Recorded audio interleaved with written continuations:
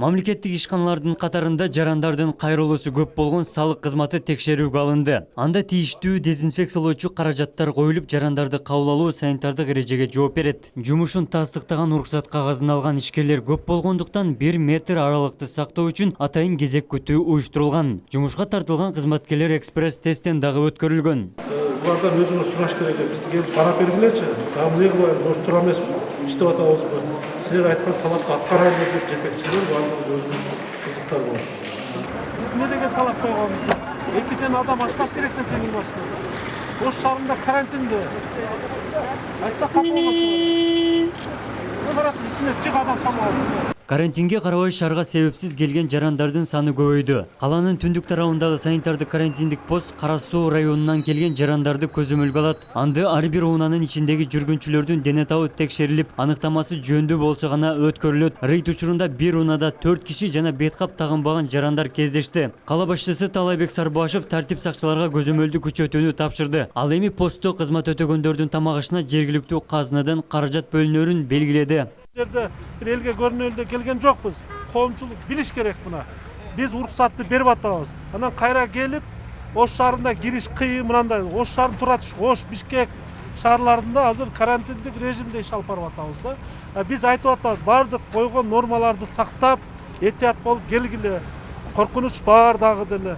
Мына көрдүңөр, сезбей ичине 4-төн 5тен адамды салып алып, дагы деле жүрүп атышат. Мына факт биринчи машта азыр башынан аяк такшырсаң мындай башчылар толтура чыгат да.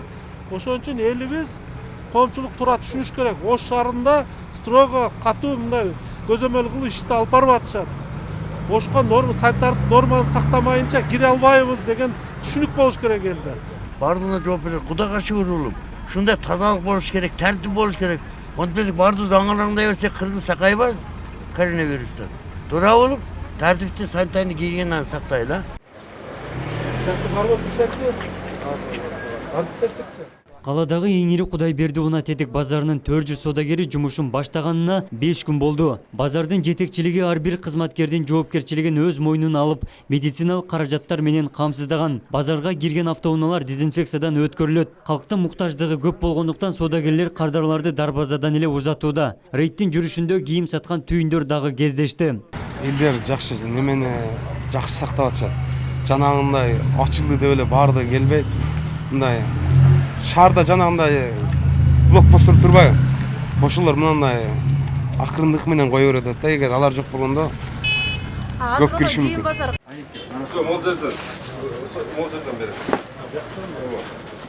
Рейд Мөмө жемиш базарына жана соода түйүндөргө жүргүзүлдү. Эл көп барган жайлардагы санитардык талап сакталып жаткандыгы байкалды. Шаар мэри базарга келген кардарлардын саламаттыгына кайдыгер болбой, карантиндик эрежелер сакталуусун эскертти. Ал эми чоң соода түйүндөрдө талаптар жакшы көзөмөлдөнүүдө. Арабызда болушу Кудай сактасын да.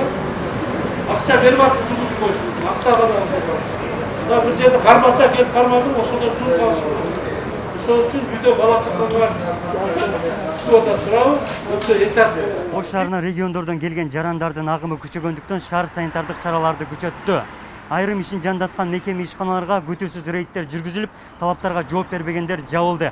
Анын негизинде бул эки курулуш компаниясына 40 000 сомдон айыппул салынып, 10 күнгө жумушун токтотту.